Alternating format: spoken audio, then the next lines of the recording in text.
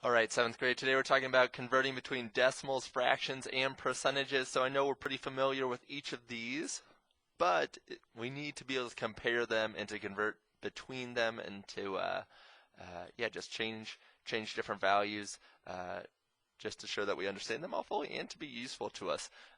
So get name, date, title. Here we go. These are the notes you need, and there's kind of a few of them, but they're going to lay it all out. Each of our conversions are going to make them really plain. I'm going to try and give some examples for each one, and I'm going to do that in red so that you do them as well.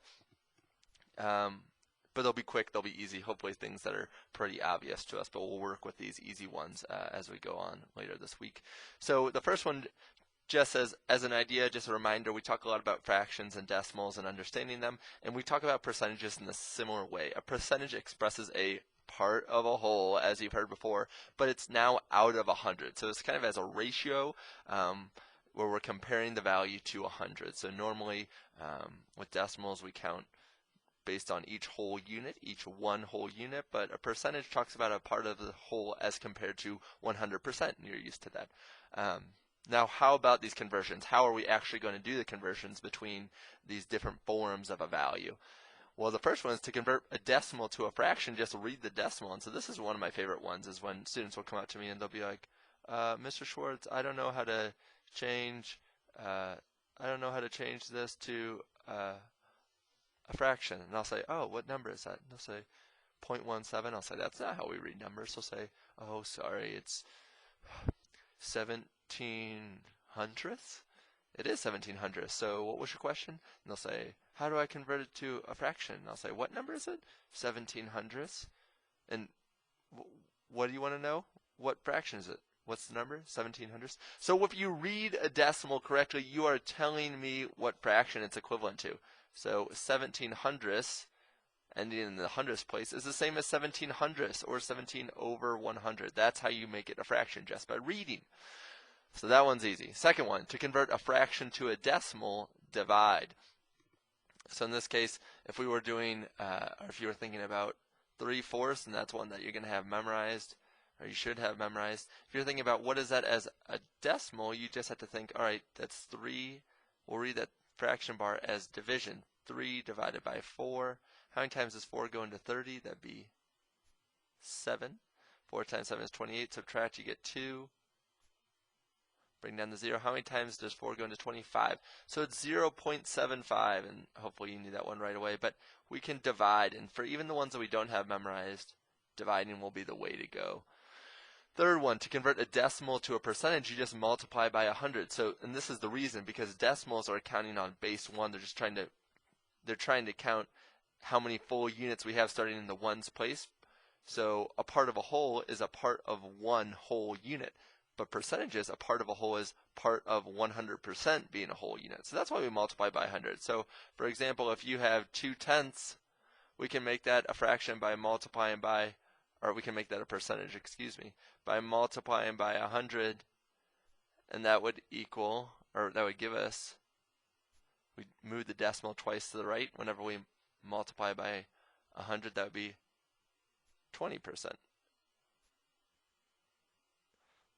Now, if we're going to do the opposite, if we're converting from a percentage to a decimal, well, we're no longer considering this out of 100 being a total, but now 1 is one whole unit, so now we need to divide by 100. So for example, if I gave you 67%, instead of multiplying by 100, now we're trying to say this is less than one whole.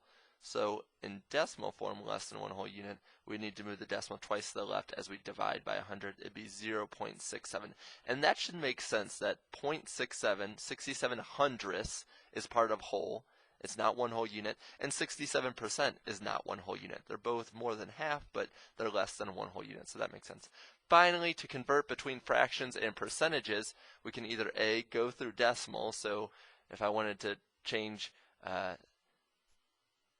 3/4 to a percentage, I could first look back up here and say, okay, well, what was it as a decimal?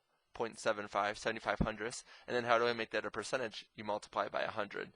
So you can either go through decimals, make it a decimal first by dividing, or by reading it.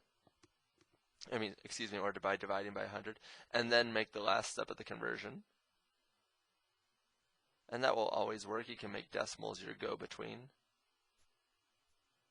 But the other way you can do this is you can use a proportion. So the idea is, let's say I'm given the percentage 80%, and they say, what fraction is this?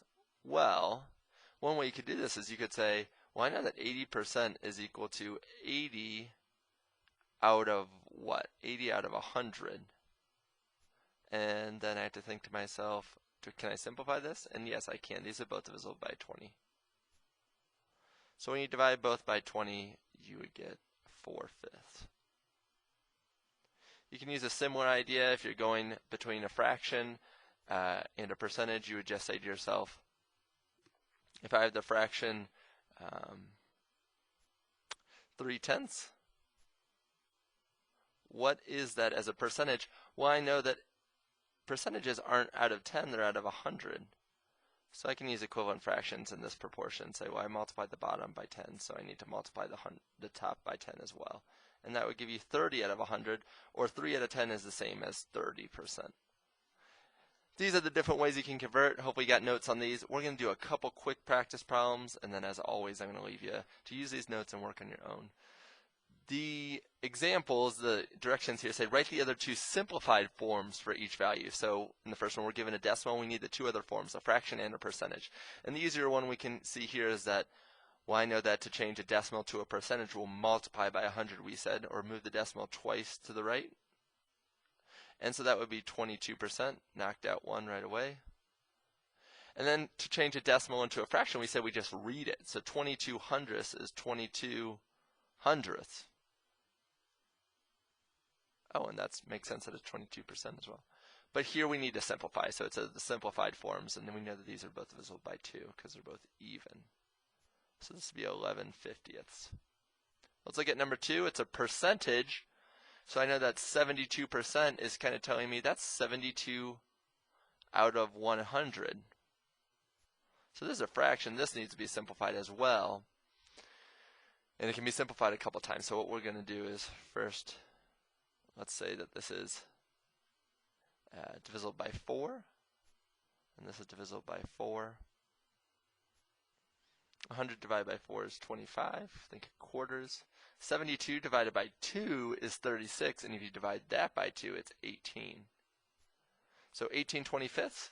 But what about as a decimal? Well, I could read this, and that's 72 out of 100, or 72 hundredths. And that's what it looks like as a decimal. We know what 72 hundredths looks like. Another way is, again, we just could divide by 100 and move that decimal twice to the left. Does it make sense? This is less than 1. That's less than 100%. We're good to go. Last one is 3/20ths. So we know that to make this a decimal, we could divide. And that would be 3 divided by 20. And we'd say, how many times does 20 go into 30? That'd be 1, but don't forget that decimal point because we're less than 1. We're talking about part of a whole. 20, subtract, you get 10, bring down a 0. This is 100. 20 goes into 100 5 times, and that's 100 as well. We're good to go. That's 15 hundredths. So 3/20ths is equal to 15 hundredths. Now, one easy way to do this would be to say, okay, I know to change it to a percentage, I can multiply by 100 and move the decimal twice. This is 15%. Another way to do it would have been, again, to use a proportion and equivalent fractions and say 3/20ths is equal to what percentage out of 100? Well, what are we going to do to the bottom to turn 20 into 100? We'll multiply by 5. If we multiply the denominator times 5, we need to multiply the numerator times 5. So there's a number of ways to make a lot of these conversions. All we really got to make sense is that the method we're using is logical. It's reasonable. It makes sense. And again, you could see that I did that part of the way through. I compared to make sure that, if we have 15 hundredths, I don't get a percentage that's 500% because 15 hundredths is less than 1. So we need a value that's less than 100%. So those are some examples that you can use as a basis, but I'm going to leave you with some problems on your own. Write the other two simplified forms for each for 85%, 52 hundredths. I'm already helping you out with one of the answers there. And finally, number 3 is 17 fiftieths. So make sure you show your work. Give me all 3 versions, a fraction, a decimal, and a percentage, and I will catch you later.